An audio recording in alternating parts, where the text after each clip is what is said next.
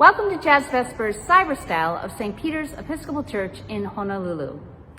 We are continuing our Storytime series. Last week we heard a short story from the Book of Jonah. This week is another short story, the Book of Ruth. It too, like Jonah, has words of wisdom for us during this particular time. It's interesting how the Bible always has something relevant to say. Between the storytelling, we will hear beautiful music by the musicians of our amazing jazz band. Reggie Padilla, band director and tenor saxophone player, Dan Del Negro on keys, Abid Flores on bass, and Star Kalahiki on vocals. Let's begin.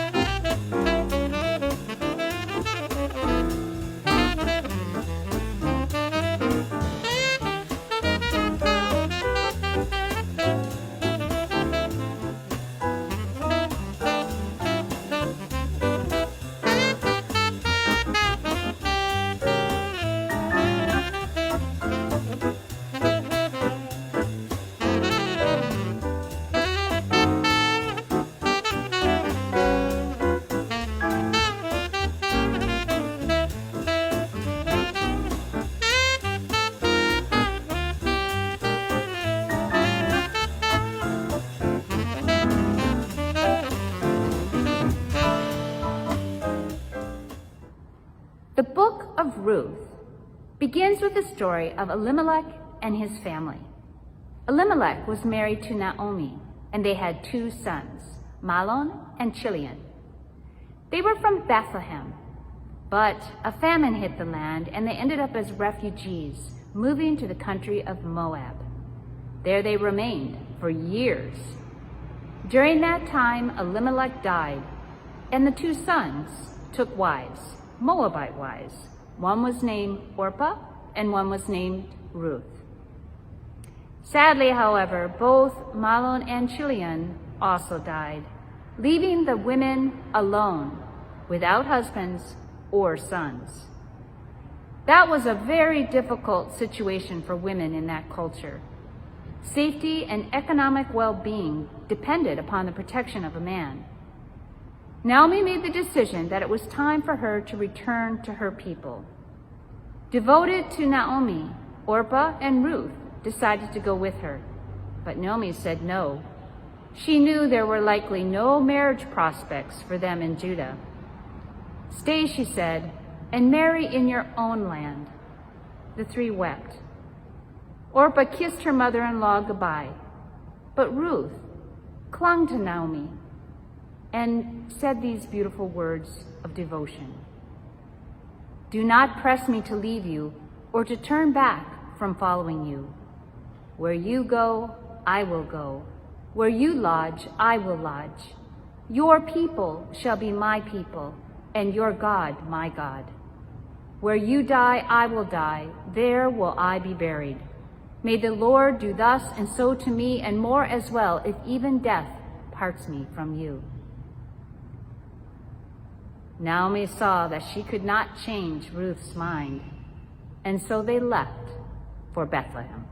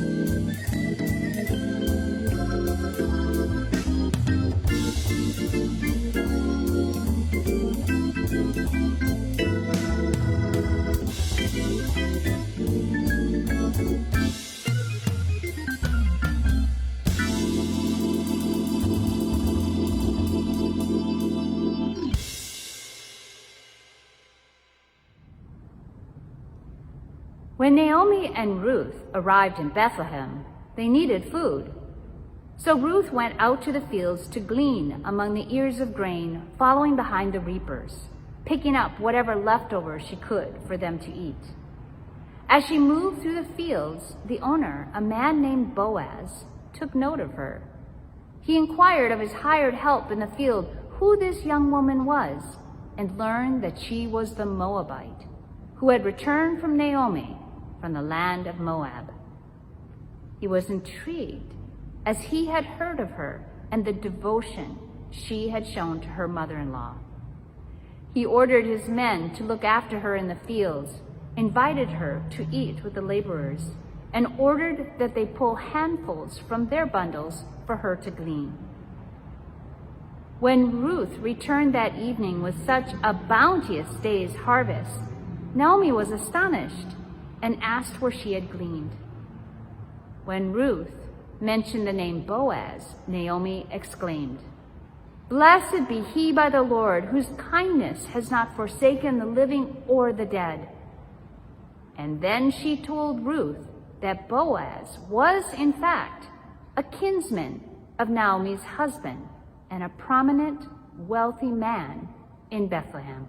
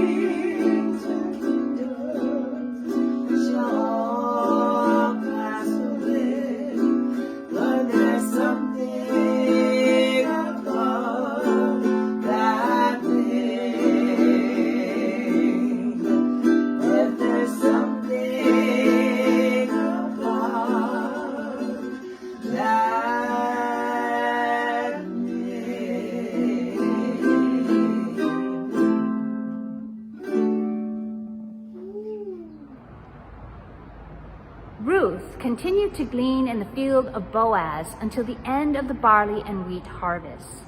One day, Naomi said to Ruth, "My daughter, I need to seek some security for you so that it may be well with you.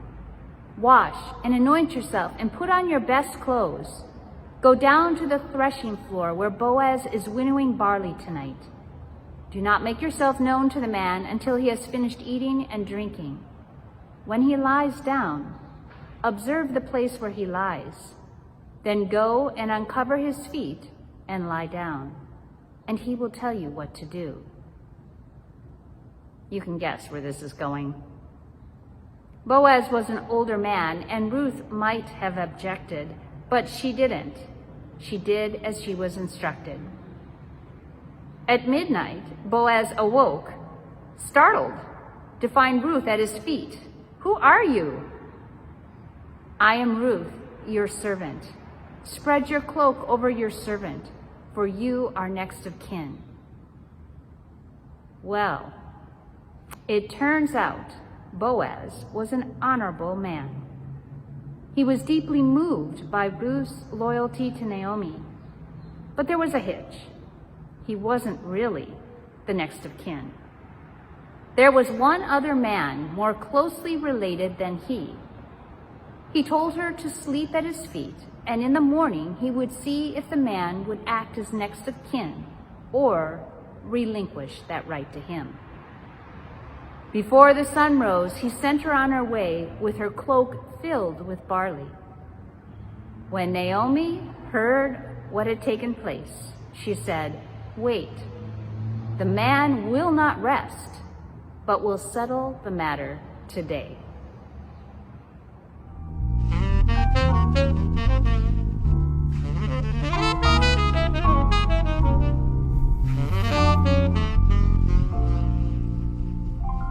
When sunny gets blue, her eyes get gray and cloudy. When the rain begins to fall, pitter-patter, pitter-patter, love is gone, so what can matter? No sweet loving man comes to call. When sunny gets blue, she breathes a sigh of sadness, like the wind that stirs the tree, and that sets the leaves to swing, like some violins are playing weird and haunting melodies. People used to love to hear her laugh, see her smile, that is how she got her name. Since that sad affair, she lost her smile, changed her style. Somehow she's not the same. But memories, they fade. Pretty dreams will rise up where the dreams fell through. How we knew love, how we healed, to kiss away each lonely tear and hold it near when sunny gets blue.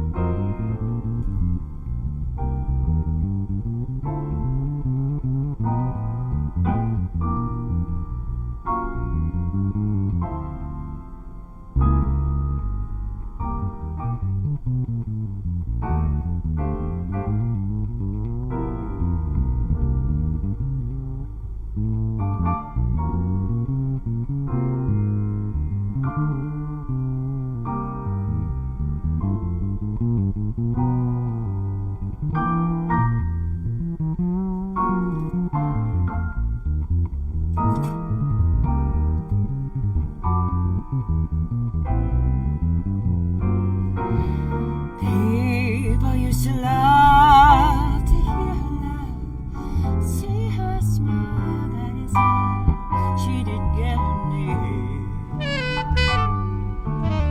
But since that sad affair, oh, she lost her smile, changed her style, and somehow she's not the same. Ah, memories they fade, pretty dreams will rise up where other dreams fell through. Hurry, new love, hurry here, kiss away each lonely tear, old and near, when sunny is through.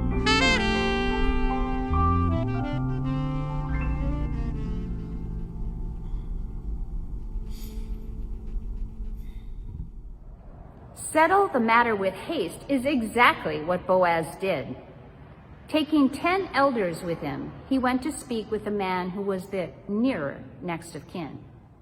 A parcel of land was tied up in all of this, but when the man learned that Ruth was part of the deal, he declined, saying that he did not want to damage his own inheritance. He relinquished his next of kin rights to Boaz, and Boaz took Ruth as his wife. A son was born to them, Obed, who grew up to become the father of Jesse, who was the father of David, yes, the one who became King David, the line from which Joseph comes, the husband of Mary, the mother of Jesus. Note that a Moabite woman, a foreigner, is within the genealogy of Jesus. Also note the willingness of Boaz to take Ruth as his wife, she a Moabite, he from Bethlehem in Judea, something the near next of kin would not do. In today's terms, we could possibly think of them in this way: she the Democrat, he the Republican, or vice versa. It's not so far-fetched. Moabites and Judeans did not have a history of getting along too well. Boaz and Ruth, however, saw one another not as ethnicities, but as individuals. Boaz first noticed Ruth because she was a stranger in his field, and when he learned who she was, his interest grew because he had heard of the loyalty and loving way that she had cared for her mother-in-law. He, in turn, had compassion for her in her search for food. Their labels, Moabite, Judean, did not get in the way of their union. It is a question we can ask of ourselves. Can we too get beyond labels to see and bear compassion for one another? I invite you to join me in prayer, a prayer for peace from the Book of Common Prayer. Eternal God, in whose perfect kingdom no sword is drawn but the sword of righteousness, no strength known but the strength of love, so mightily spread abroad your Spirit, that all peoples may be gathered under the banner of the Prince of Peace, as children of one God, to whom be dominion and glory, now and forever. Amen. As always, we are blessed by the talents of our awesome musicians of the jazz band, Reggie Padilla, band director and tenor saxophone player, Dan Del Negro on keys, Avi Flores on bass, and Star Kalahiki on vocals. Stay safe, stay well, get your vaccine when you can, and please join us again next Thursday. Aloha.